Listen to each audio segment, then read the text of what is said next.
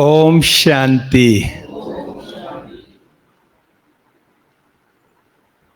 कितनी अच्छी बात है अगर हमारा स्वयं का भाग्य लिखने की कलम हमारे ही हाथ में हो। हम जितना चाहे उतना अपना भाग्य लिख सके, पर कलम चलानी भी आनी चाहिए। अगर कलम हाथ में हो और चलानी भी आती हो, भाग्य लिखने की तरीका आता हो, तो कितना हम भाग्य लिख सकते हैं अपने आप का।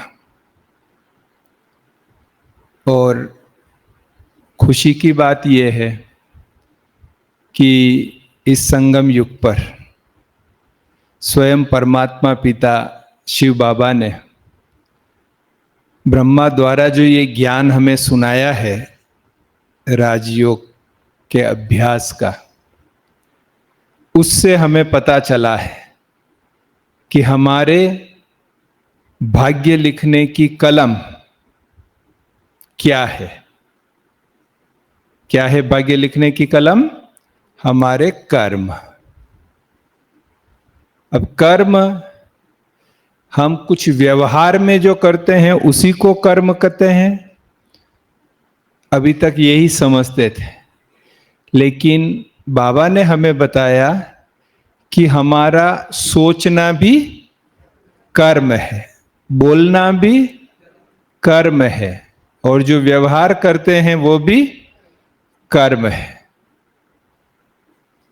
तब अटेंशन इस बात पे रखना पड़े कि इन तीनों ही फॉर्मेट में जो हम कर रहे हैं, क्या वो इतने श्रेष्ठ हैं जो श्रेष्ठ भाग्य बना सके? ज्ञान तो मिल गया कि तीनों ही कर्म है और तीनों को श्रेष्ठ बनाना है, इसलिए तो हमारा भाग्य श्रेष्ठ बन जाएगा। परंतु तीनों को श्रेष्ठ बनाना कैसे है और बनाने की शक्ति कहां से मिलती है? तो बनाना कैसे है वो परमात्मा की श्रीमत है, जिस पर चलकर हम श्रेष्ठ कर्म बना सकते हैं। जो बाबा ने बताया कि हमारा संकल्प सदा शुभ संकल्प हो, शुभ भावना शुभ कामना से भरपूर संकल्प हो, तो हमारा श्रेष्ठ भाग्य बनता जाएगा। हमारी वाणी में नम्रता हो, सच्चाई हो, मिठास हो, वरदानी हो। हमारी वाणी, हर शब्द एक वरदान की तरह हो, तो हमारा भाग्य श्रेष्ठ बन जाएगा।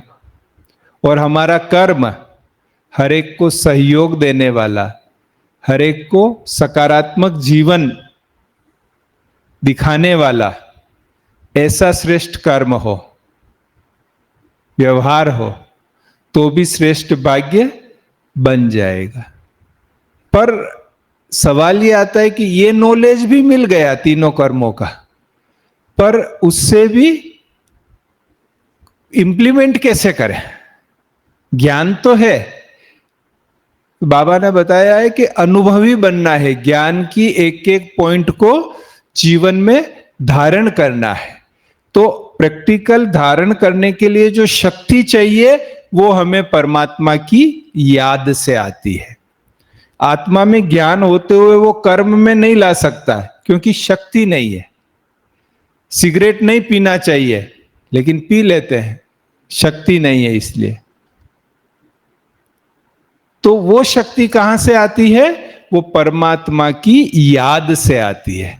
कि जब हम परमात्मा को पहचान कर उसकी निरंतर याद में रहते हैं, तब वो शक्ति का पुंज, सोर्स ऑफ एनर्जी, उससे आत्मा को एनर्जी प्राप्त होती है और आत्मा जो करना चाहे वो करती है, जो नहीं करना चाहे वो नहीं करती है। तो इस प्रकार इस संगम युग पर बाबा ने हमें भाग्य लिखने की कलम अपने हाथ में दे दी है और कलम कैसे चलानी है वो भी हमें बता दिया है। तो हम वो भाग्यशाली आत्माएं हैं। तो हमारी शुभ भावना, शुभकामना है कि सभी इस कलम का उपयोग करते हुए अपना श्रेष्ठ से श्रेष्ठ भाग्य लिखें। ओम शांति।